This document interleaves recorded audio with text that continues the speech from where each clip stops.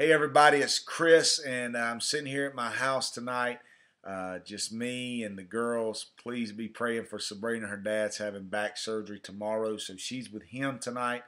And I was just sitting here thinking about life, thinking about some things that happened today, and I just want to take a minute, kind of just dump my mind out on you if I can.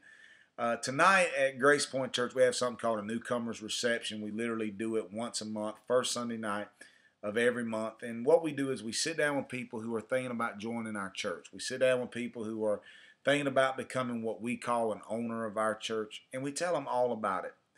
And the first thing that in my part of the class that I do is I sit people down and I tell them all the bad things about Grace Point Church.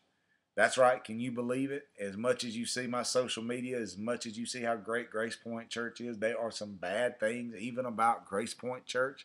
Listen, if there's a church and all they talk about is all their good things, trust me, you don't want to be a part of that church.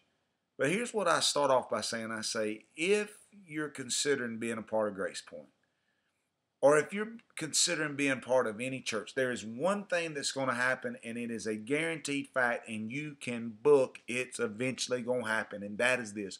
You are going to get hurt. Because once you join a family, and if you really love people, and you really care about that family, then inevitably, at some point, you're going to get hurt. And so we begin to talk about that, and we had people ask questions. And I begin to talk to them about how many people I see today who bashes a church. You see people do it all the time. Church ain't this and church ain't that, and I don't like this church, and I'm going to go to that church, and we're going to come to this church, and how about that church? And I tell you why that happens.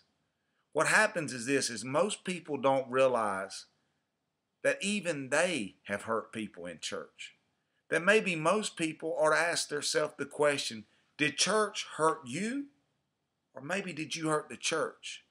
Is it the fact that the church is not meeting your needs, or the truth of the matter is, are you not meeting the church's needs? See, a church's priority is to win the lost at all cost. But you know what? For most churches, that's not what they do. As a matter of fact, most churches are too busy trying to meet people's needs, because people are not there to seek and to save that which is lost. The truth of the matter is they're there to be fed. They're there to get their needs met. They're there to hear about ministries, when that's not what Jesus taught. Church is a place that we assemble together for encouragement. It's where we assemble together to lead the people that don't know Jesus Christ so they can meet Christ, so we can serve them and lead them. But you don't hear that often. You don't often hear people talk about how maybe they've disappointed a church. Now, I can tell you this. I can tell you I've been hurt by church. I can tell you I've seen church people stomp me down. I've had church people say things about me. I've never been hurt like anywhere in my life than I have a church. But you know what? The truth of the matter is, I've hurt some people. The truth of the matter is, I've let some people down. The truth of the matter was, it wasn't all the church's fault. I can remember being a youth pastor and having an incredible pastor, but I was convinced I knew more than he did. And so I didn't listen, and I didn't understand spiritual authority, and he was constantly telling me to do one thing, and I was constantly always trying to do another thing, because I thought I knew so much more than he did. I didn't listen to his vision. I didn't listen to his heart. Matter of fact, I got mad and upset because he wouldn't listen to me. He didn't do what I told him to do. He didn't take my advice. I was so much smarter than him, and it frustrated me. And I eventually had to leave that church, and my story I told myself was that undoubtedly the church did me wrong. But you know what? The truth of the matter is actually it was me who did that church wrong by not following that man's vision. I can tell you story after story about times I've let people down, about times that I came short.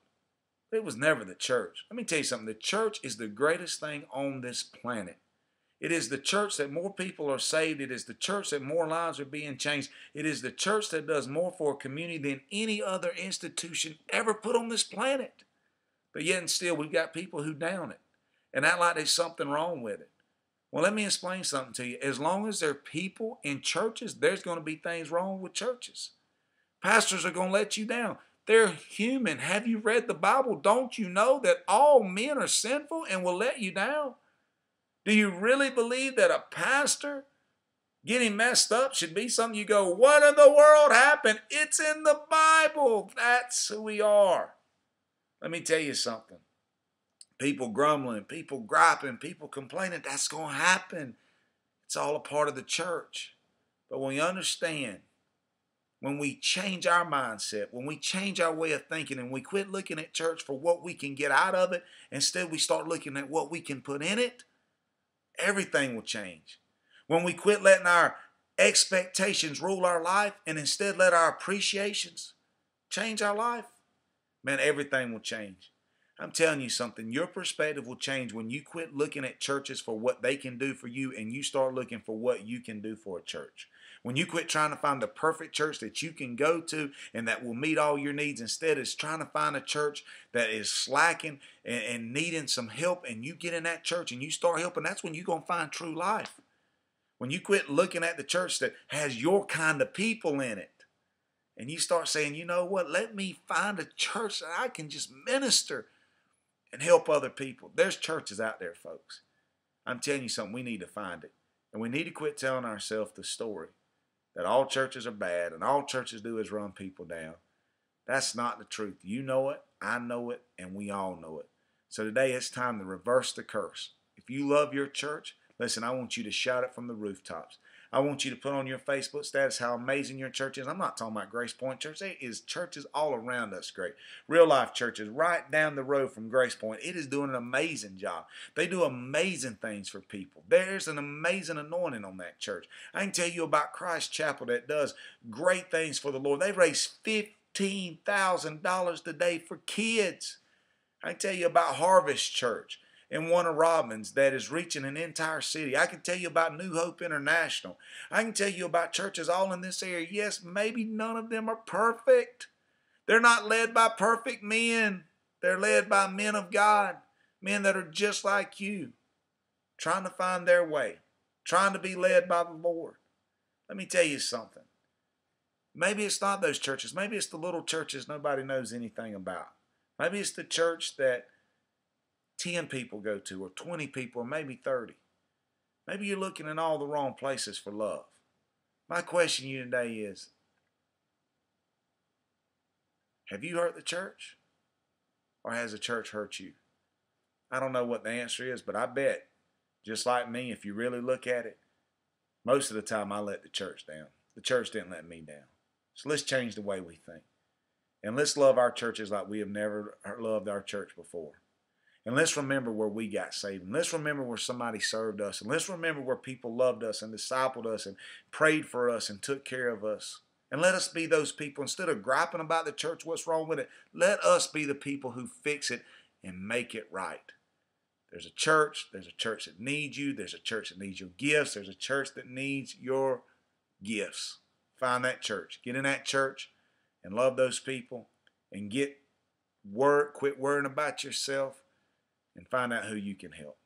Listen, this is Chris, and it's just a Sunday night mind dump. Yeah, you're going to get hurt, but that's just a part of life, and it's a part of anything. But listen, don't be the person that does it. God bless you. Till next time, I love you. I think you're amazing.